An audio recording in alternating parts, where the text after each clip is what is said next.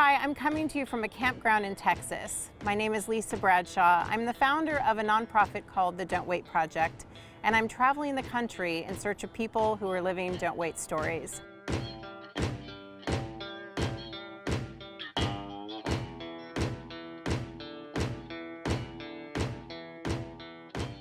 We have a variety of different topics and different stories. We're trying to find something for everyone. So we hope you'll come along and enjoy the tour with us, and we'll see you on the road.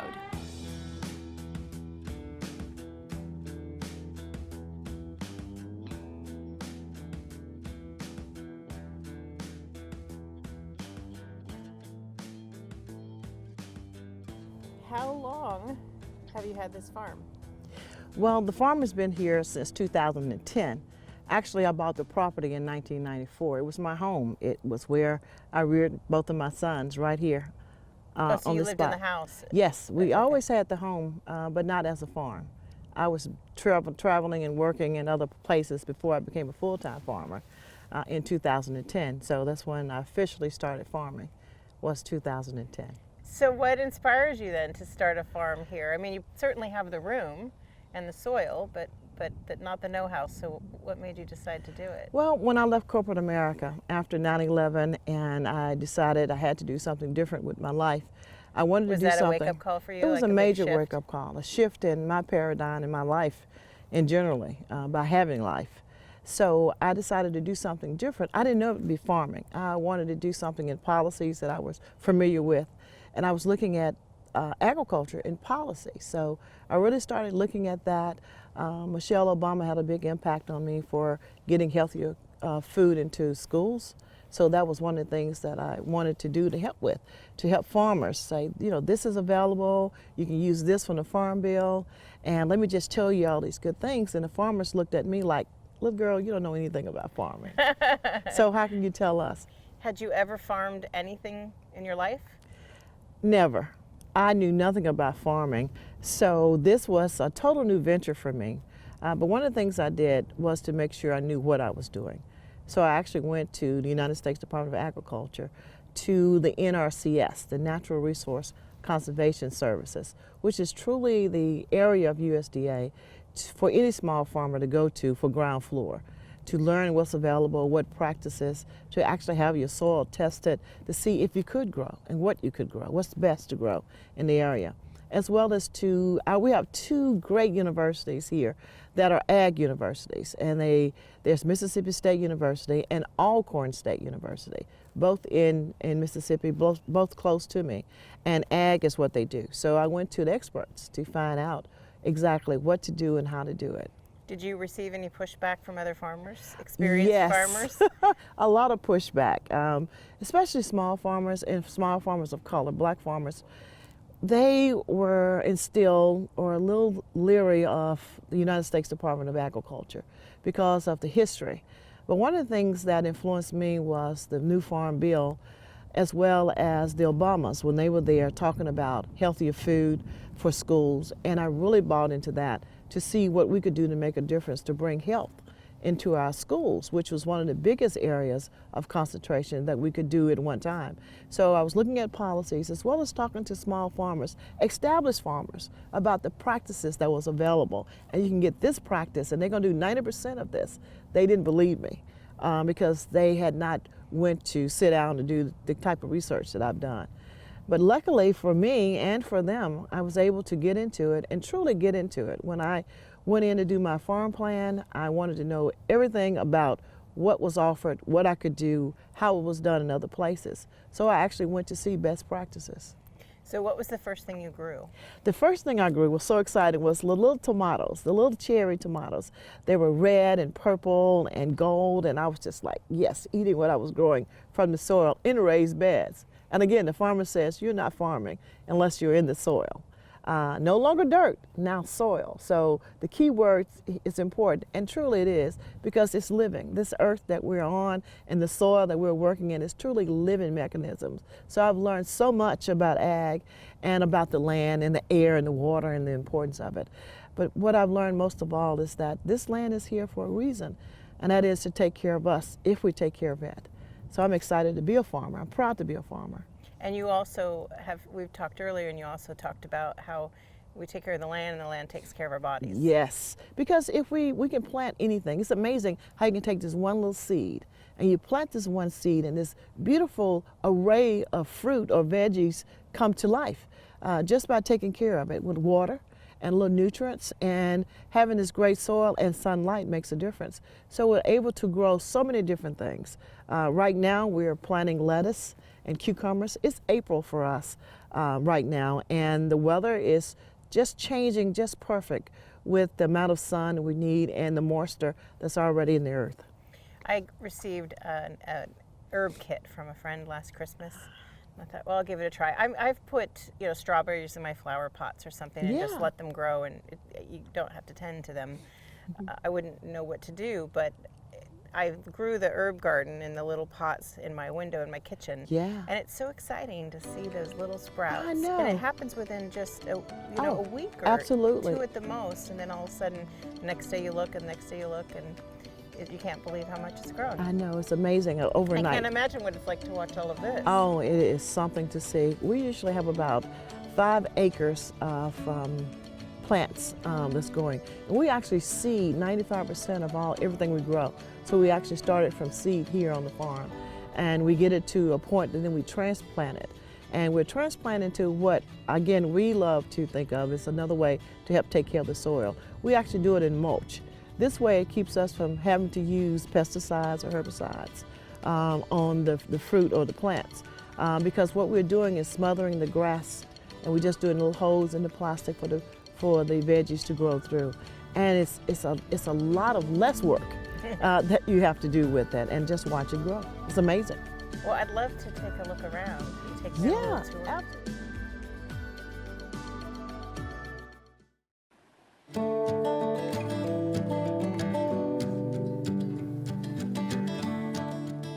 Before taking a tour of the farm with Cindy, I met some of the people who work behind the scenes with her to help make Footprint Farms a success. So I was with Mississippi State University for 17 years, 18 years as a vegetable scientist, 100% research. Had the first organic research plots in the state. Had what was then the largest horticulture grant ever given to Mississippi State to build a high tunnel program down there. And that's how I met Miss Cindy, was through that.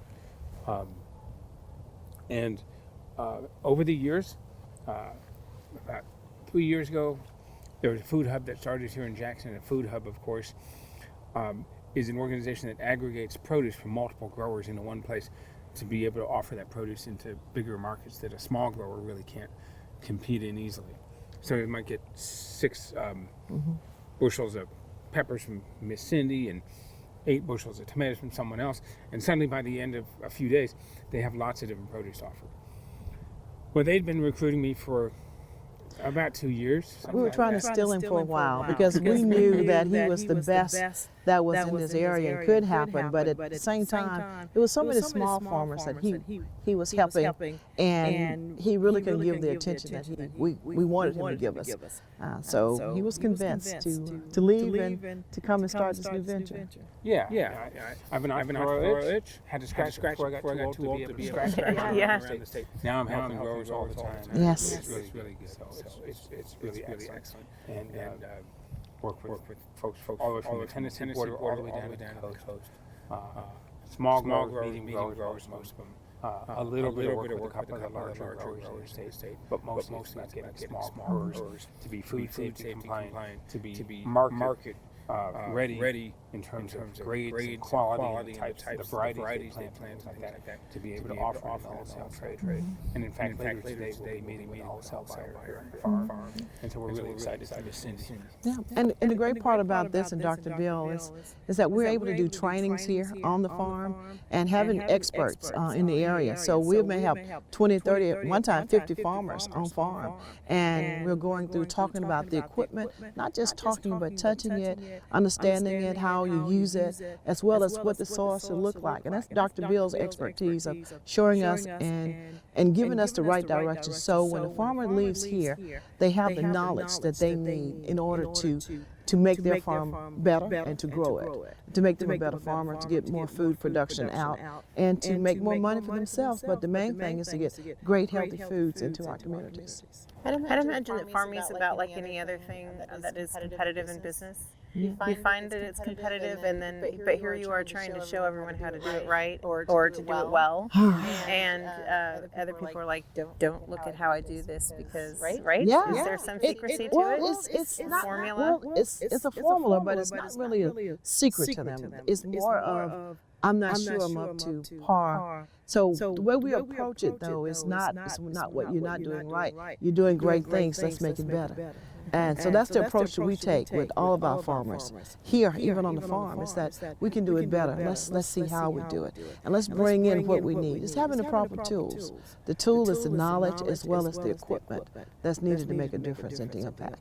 And the more we do together, the better it is for all of us. And they see that. How we can grow this as an industry, and especially with small farmers. That's the reason the universities are important, the foundations are important for us to be able to work with, so we can do two things: help to meet the mission that they're looking to do, to serve and to grow healthy foods. Oh, it's the Flower Growers of Mississippi, and we teach women how to row crop cut flowers for the cut flower industry. So you not just women, we teach men too. Producers. They want to learn. If they want to learn. So you have known. How long have you known Cindy? Oh my gosh, over 20 years? Yeah, long time, long friends. And what she's doing, and even with me, learning the flower part of this, they're great pollinators, that I know. But now to be using them as cut flowers, another added value that we can utilize for the farm, as well as bring this to Mississippi and to the women for more job creation, for more money to be made. The market potential is huge, because when you think about how many cut flowers are sold in the U.S., 80% of those are shipped in from other countries. 90% of that we can grow here in Mississippi. Outside of a greenhouse, we can row crop those. Yeah. And I brought some examples today, but and there's quite a few. And as Cindy said, they also serve as pollinators, because we've just started a program called Mississippi Pollinators for food security. Yes. To show farmers what crops they can do, not just cut flowers, but fruit trees and flowering shrubs and cover crops that they can do to support pollination of, for food production. Yeah. So for our bees and butterflies, which is another part of nature that we need to be taken better care of. It makes a big difference. And for us here, and all farmers, especially small farmers, it's life or death. It's with pollinators, with bees and butterflies. When we come back, we'll take a tour of the farm and even help plant a lettuce crop.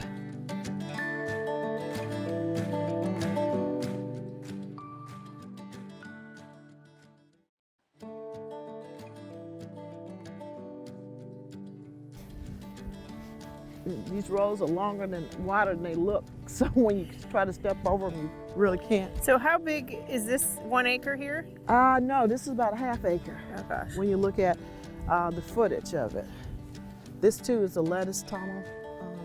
Remember when we actually do our CSA boxes for communities, we'll be doing a minimum of 110 at one time. So we have to make sure that we try to give them one of everything. Right. Similarity is the same. But it might be a green or it might be a red, but it would be a lettuce.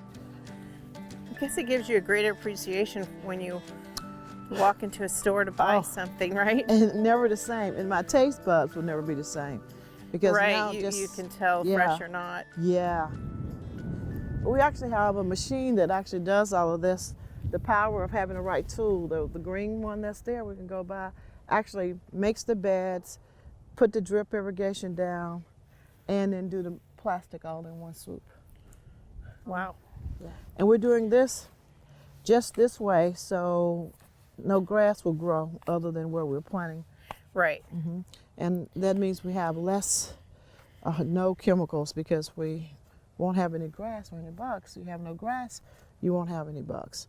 And our drip line is under here, so our water will come when we need to. We'll pipe this into this, we'll tap it, and then when we turn it on, we have a little nipple that you can do on and off with, the switch of it. So I'll go and get the lettuce while Mr. Danny makes us some of this. Chilly here today. Chilly to here today. Like my hat she loaned me. It's the only one that would fit on my big head. But I brought my own boots. Yes, you brought her own boots. So see, Oh, how see, cute. this is what it looks like when it comes out. All this was the soil and with the nutrients that we put in to actually make it, to let it come in. See the root on it? Mm-hmm. And all this was just the soil that was in there, but this is what it's supposed to do. This is actually root Right. that has come around. So when we put it into the earth, Do you pull it apart a little No. bit? You stick it right you in let there it like stay that? just like that. And see, this is the good part. Here, I'm going to go to the other side. Yeah. All right, I better take With this what? off for the Oh, Joey. camera. Yeah. I wouldn't plant in that with the camera. Oh, it's pretty could. deep down in there. Yeah, How do so you... just take it and pull it around, fill it in a little bit more. Just pull some of the soil. That is a little deep. Just pull a little soil around. Because when you put it in, you just pull your fingers and you just cover the root.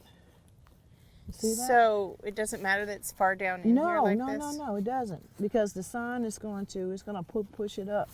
So if it's a little deep, all you got to do is just take your finger from the side Right. and just fill the hole in a little bit more.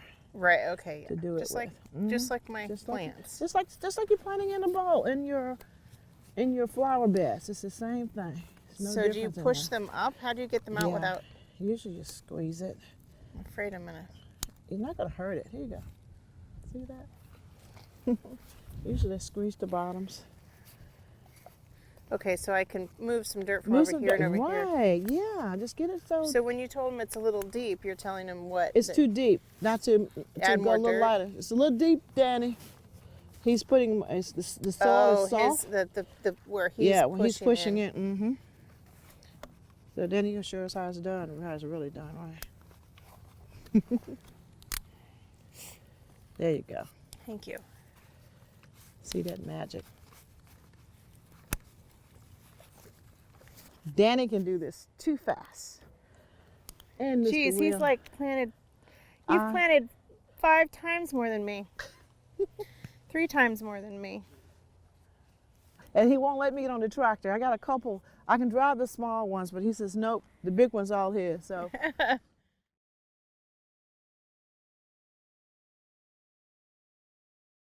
It's like the taste in this time. It's just, this is usually how I do my breakfast. we didn't have breakfast. So we'll get How do you keep the critters out of here? Well, there's not a lot of critters. The way the high tunnels are designed with the sidewalls, that helps too. We just open them so the air can circulate in and out. But we have no critters, thank goodness. So these are squash. So we did, actually this is squash. Actually this is patty pan. It's gonna be the cute little squash. A lot of chefs like these for summer squash to start Right. with. So we're doing these for squash. We got some cucumbers that's right in that little next row. And you see, this is mulch. This is one of the practices that we're utilizing. By doing this, we have our drip tape. Our water is actually, it's a tape that's under there. So we can control and the water that comes in, but better yet, we can conserve the water that's coming in. How about that bus over there? Yeah, well, that bus is our transporting bus. We take that to the communities for the food deserts that we go into, and we pop it up just like a farmer's market. We actually takes the same food that we'll be taking to a market, and we take it all and we just park it, set the tables up. But when we get to these places, the churches or the communities know we're coming. So we have a certain day that we come and people are ready for us. We are there. Usually we do this in the evening time so we can catch people coming off work. Right. As well as, because we work all day doing this, and then the selling part comes at the end. So usually about 4:30 we'll go to a community.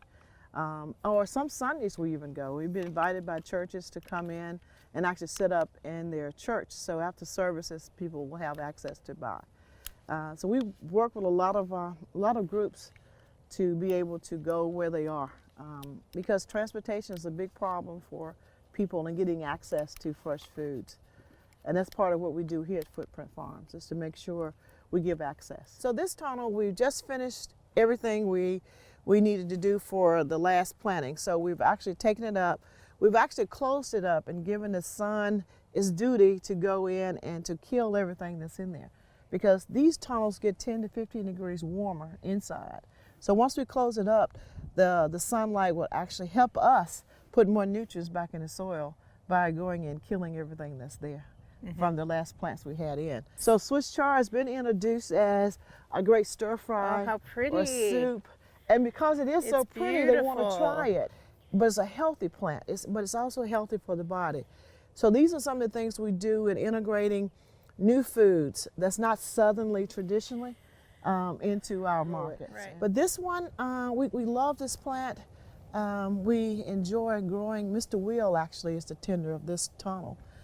Everybody has a responsibility.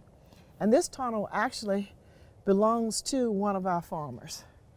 And the great part of this program is that they've been with me for a while. In fact, Mr. Danny is one that's there. Hey, Danny. Good morning. Hello. Yeah, Danny is my lead farmer here on the farm that's coming in. And he's from the big island of Jamaica. Oh, he's yeah, here. she was telling us about you last night. You've been here a bit, right? Yes, 3 years with me. And he's also, he's so knowledgeable. And he's one of the reasons we have so many different type of plants, especially from the Caribbeans.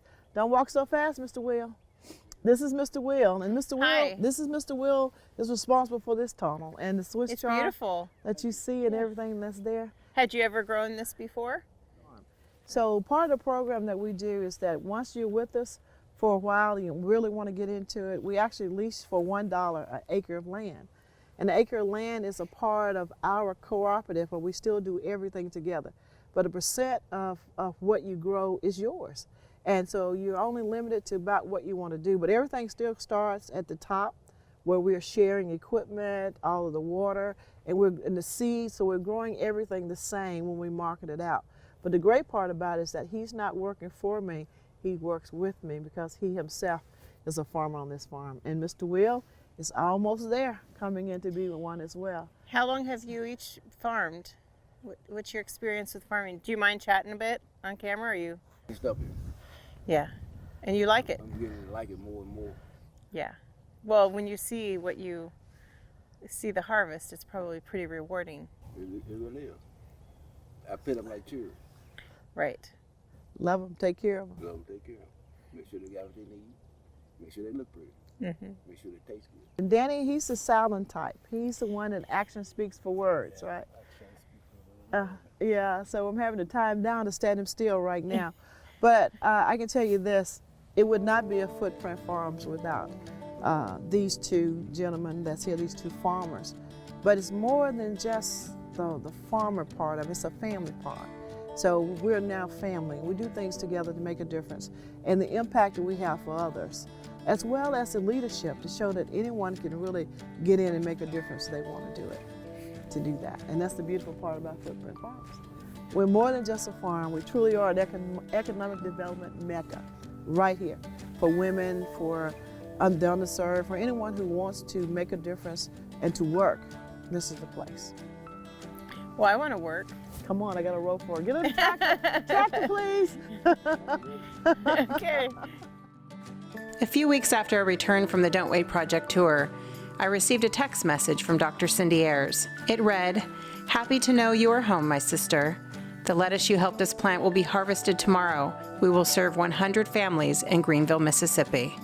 She also sent me a picture of the farm at sunset and confirmed her plans to come visit in Wenatchee this fall. During the few days I spent at Footprint Farms, I made a friend for life.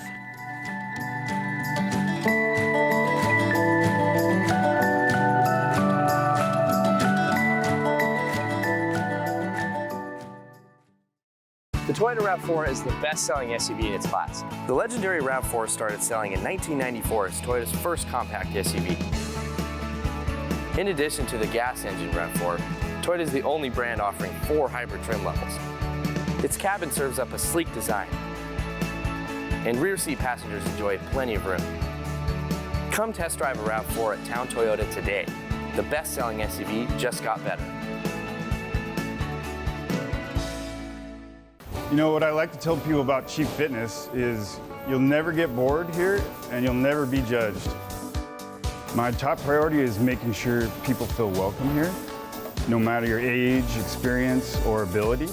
The majority of new people that come through our door, they've never even put on a boxing glove. That's why our staff is here to help you and show you through the ropes. It's hugely empowering. I mean, you walk out and you feel like you've accomplished something.